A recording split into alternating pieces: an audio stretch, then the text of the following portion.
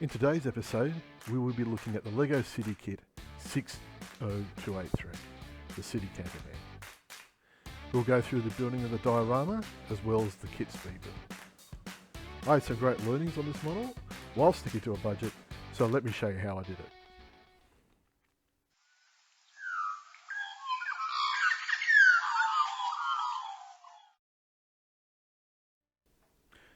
This is the first time I've been making models like this. I've kept it really simple and just used some spare materials that I had lying around the house. To make the base, I simply use some spare cardboard for the base and some packing material for the hills. Normally use foam, but I just thought this would be a good place to start. After cutting the cardboard into a square, I then cut the packing material in half and then trimmed the spare section to make the hills into an L shape. This way it provided really good support for when I put the sculpture mold on.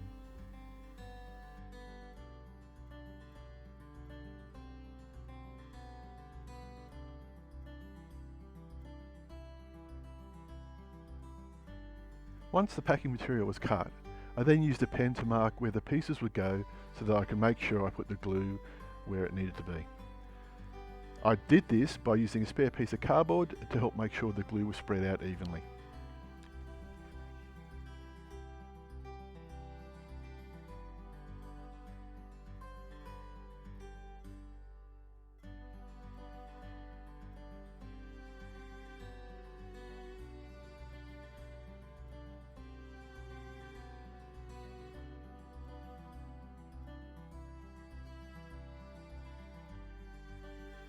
After the glue was spread out, I then placed the packing material down where I had marked it out earlier.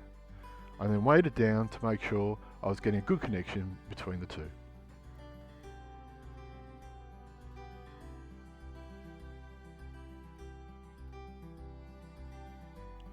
To make the sculptor oil mixture, I simply half filled my bowl and then started to add water until it became a paste I could mould.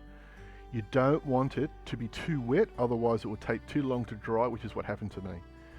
I only half filled the bowl to avoid spilling it on my workbench.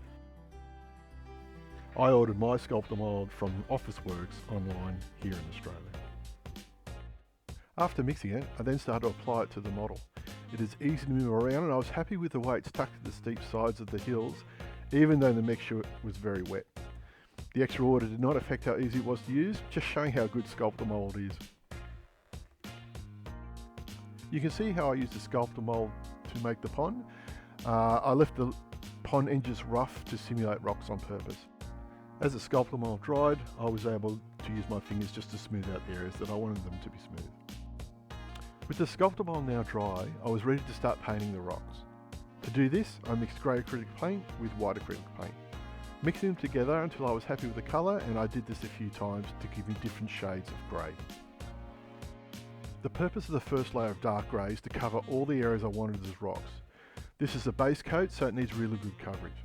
I used a small brush so that the grey does not affect other areas where I was going to put lighter colours later on.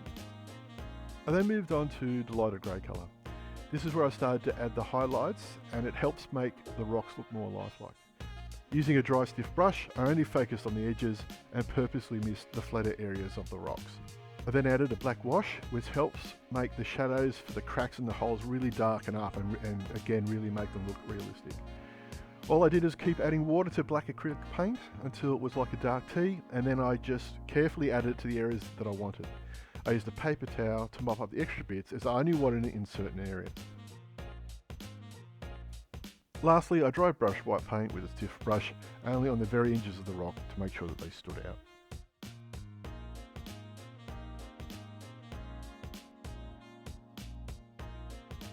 Using brown acrylic paint, I started to paint the sculptor mold where I wanted the dirt to go. The reason we do this is if the dirt does not quite stick correctly, it stops the sculptor mold base showing through. I use a large soft brush, and next time I would probably make it a lighter brown, but that's a personal choice.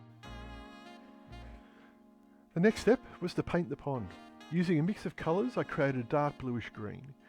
Using a small brush, I started in the middle and then covered the whole area of the pond, so that when I put the lighter colours on, the dark green would be there and would help give some depth and blend the different areas.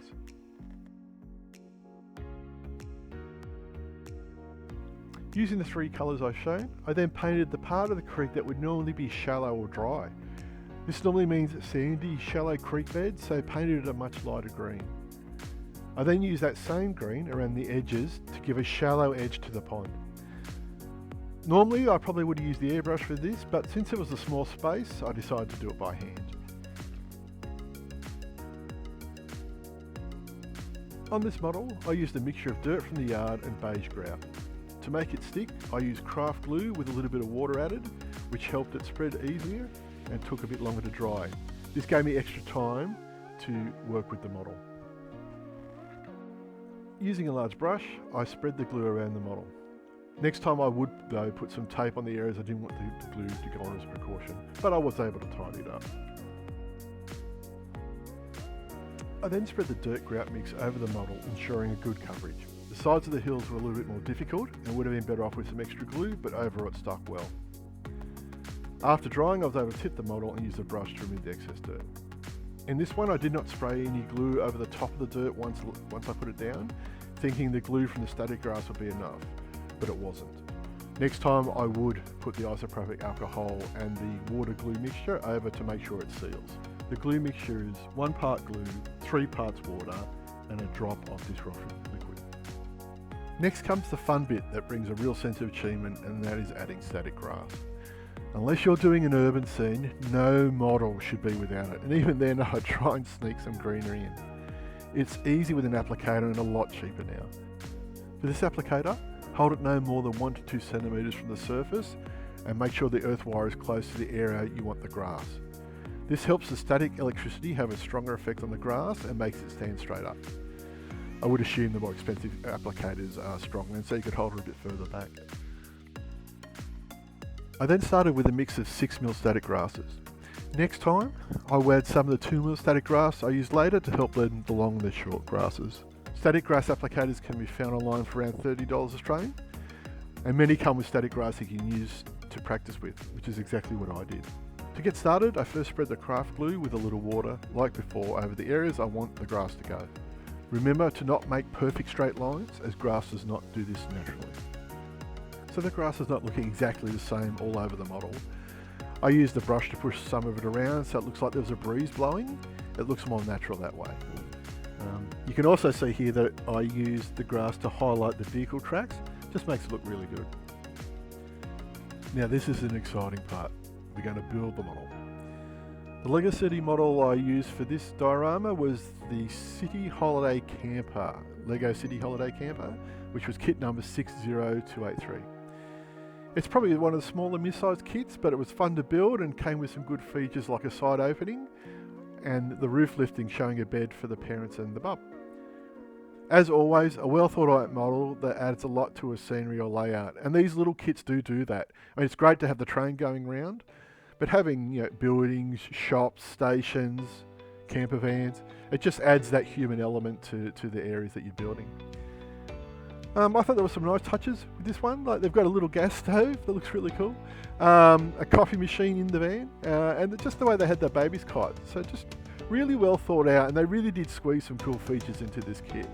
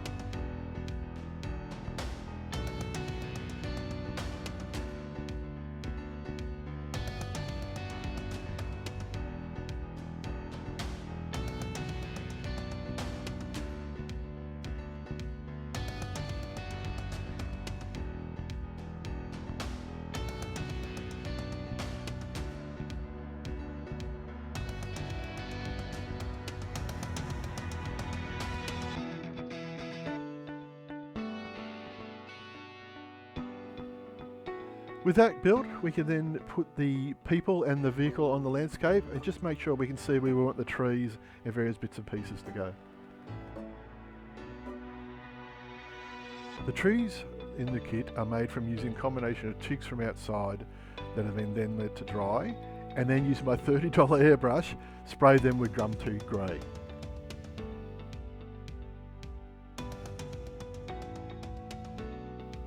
The foliage is dark green and light green coarse turf that I made using an old cushion, some knock leaves, light green, and some 2mm grass that came with the applicator. What was really good about the 2mm grass is that it had a mixture of greens and yellows, so it was great for tying the colours together. To fill the pond, I used a 2-part resin that came in a pack from a local department store. This is a really good way of getting started, and it's cheap and is aimed at beginners, so that was a good start. Just remember that resin is a chemical, so you do need to follow the safety instructions and make sure it's in a well-ventilated area. Following the instructions, I mixed the resin and then added a dash of green dye to give the water that pond look. And the dyes are really strong, so 1 drop was enough. On a flat level surface, I carefully poured in the mixture starting from the middle of the pond. Whilst drying, resin can climb up some surfaces. That happened to me, and it's just something I'll need to fix up later on. I covered the resin with a container to stop dust settling on top of it while it was drying. Despite this, somehow dust got in, only a little bit, but next time I'll have to make sure it has a better seal. The next few steps were about adding depth to the scene. I did this by adding 2 types of leaf litter, sticks I trimmed and airbrushed to look like scattered logs, and some Windless Scenics fine leaf foliage.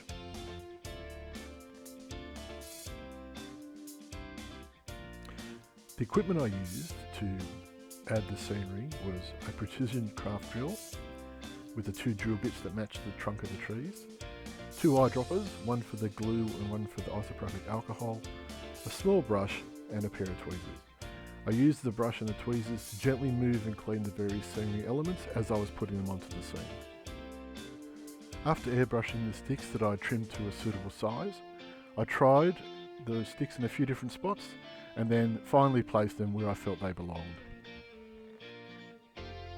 Using dry leaves from outside that I put through a blender, I have made some fine leaf litter that is going to add some real colour to the model. Sprinkling the leaves at the areas I wanted them and then brushing them gently onto the static grass with a soft brush, make sure that they sit on the ground and under the logs and blend in nicely. I also looked around my local area and at pictures of the bush to see how the leaves naturally gathered. The wind can tend to blow leaves into areas where the wind gets caught, so you need to allow for that. I will add some more of these leaves after I add in the trees. You would have seen there that I used some of the Woodland Scenics fine leaf foliage on the log. I took a few clumps and pulled them apart and then gently placed them around the model where I thought they looked right.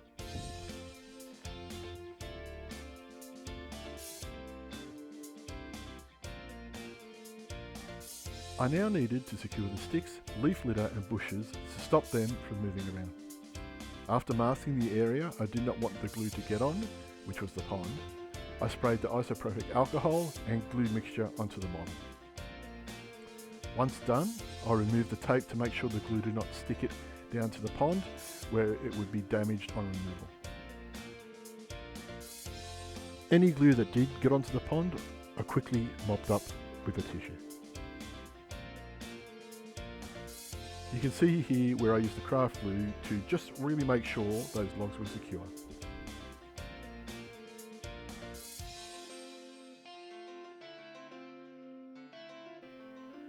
I then used the eyedropper to specifically add glue to areas I was not happy with the coverage or a few areas where I wanted to add more scenery.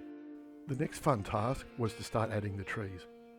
Using the precision drill, I found a drill bit that was the same diameter as the tree trunks, which meant I could get a snug fit and I didn't need to use any glue. Just make sure when you put the tree in that you orientate it to not be in the way of any other features.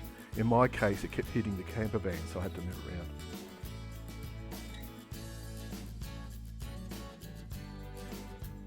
As I mentioned before, you do need to test where the tree is going to go.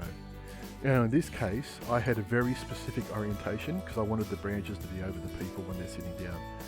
So I also had to be careful that it didn't overhang the side of the diorama. And again, like before, I've got using the precision drill bit, I made the hole that was a nice snug fit.